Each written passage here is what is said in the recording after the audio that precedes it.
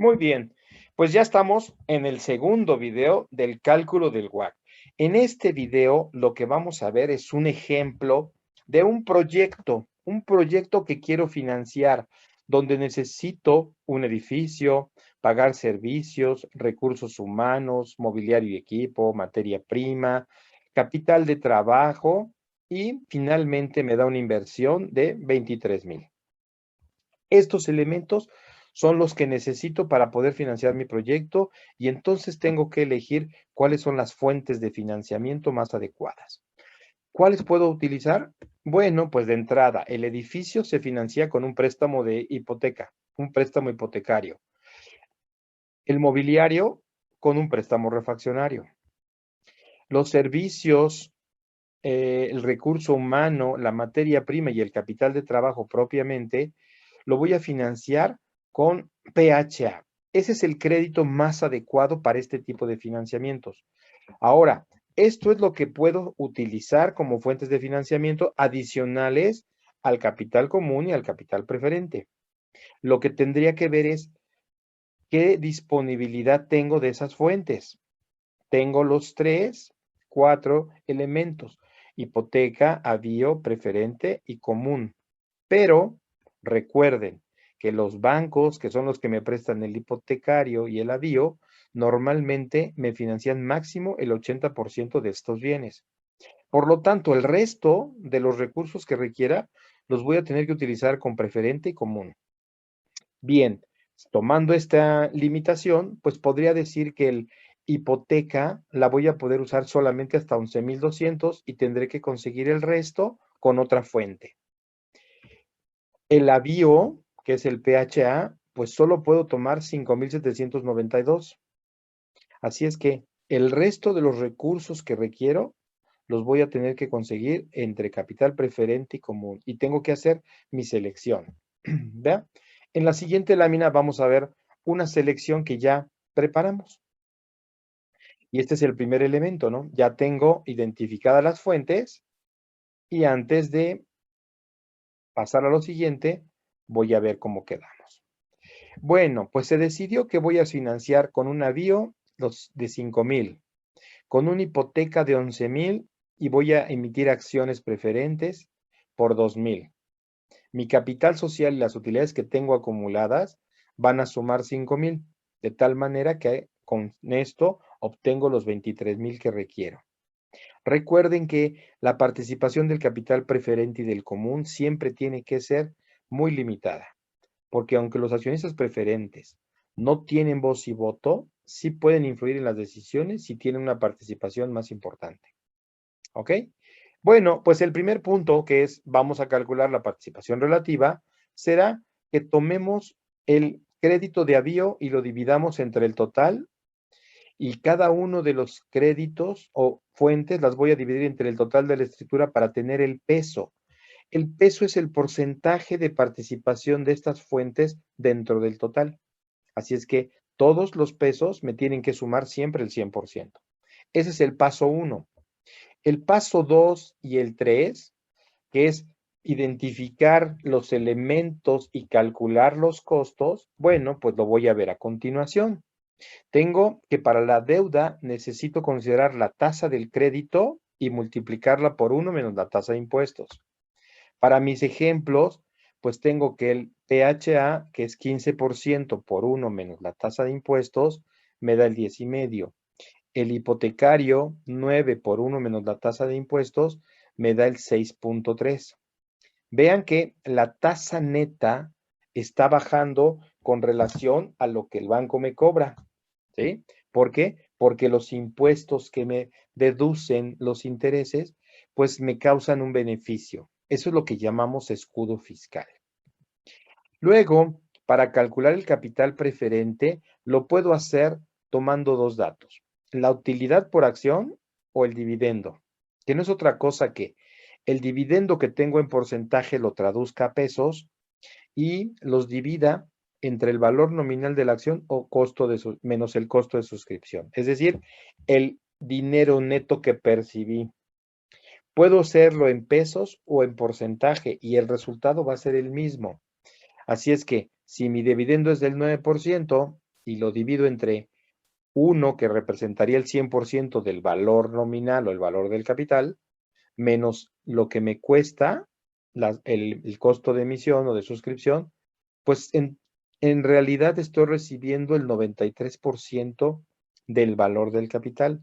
Y eso refleja un costo mayor que el nominal. Lo contrario que en la deuda. Vean. Y diría de esta manera, ¿por qué tomaría preferente si es más caro al final? Pues porque el preferente me da un beneficio. La deuda la tengo que pagar siempre al final del tiempo.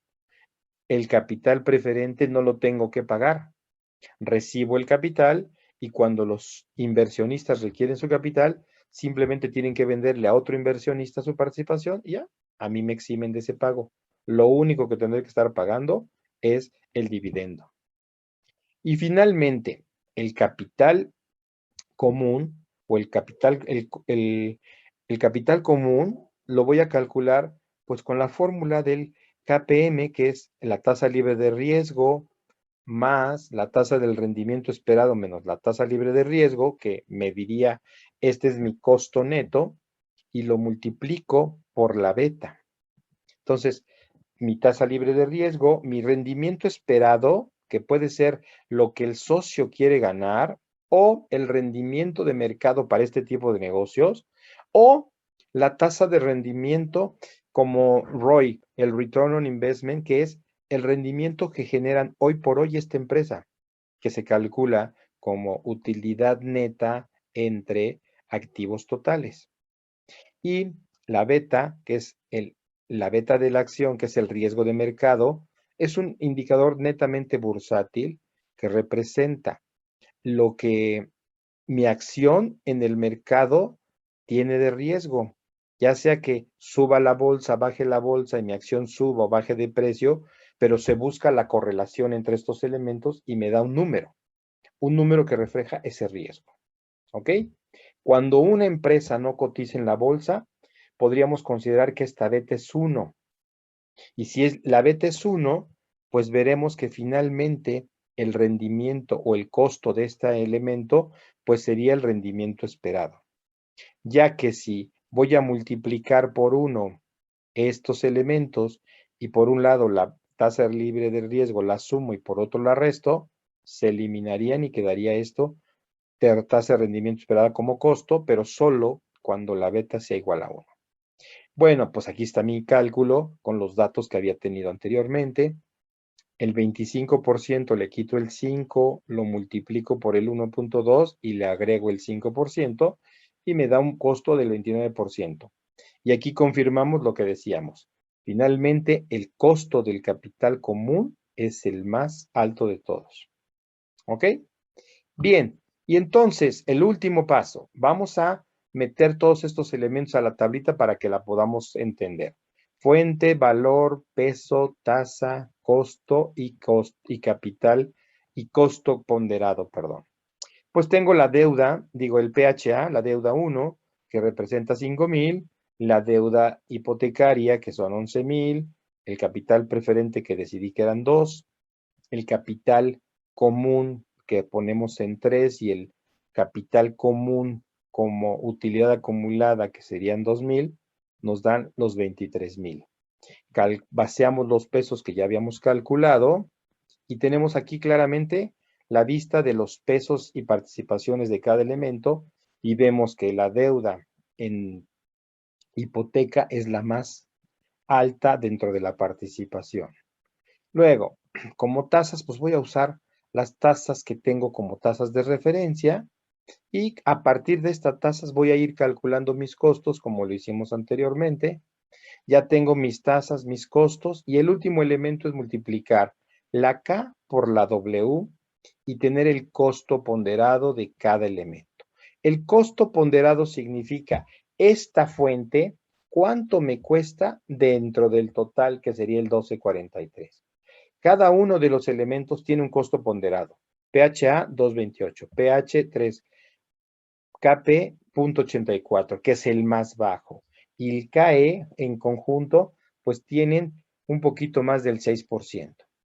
El total es 12.43. Con lo que veo es que el capital común pues representa prácticamente la mitad de mi costo. Y volvemos a reforzar, es el más caro, pero es el que tengo que considerar siempre.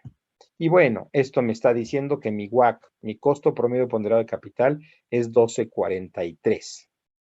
Y en resumen, diría, el costo de mis fuentes de financiamiento, de todas las fuentes que requiero para mi proyecto, o la rentabilidad mínima esperada, es 12.43. Y entonces, ya que tengo este elemento, pues lo que puedo hacer es identificar si lo puedo bajar más para que tenga un costo menor y una rentabilidad mínima esperada más baja. Por lo tanto, cualquier proyecto nuevo, pues pueda ser viable. ¿Ok? Bueno, pues de esta manera hemos calculado los costos promedios ponderados de capital y tenemos un costo total.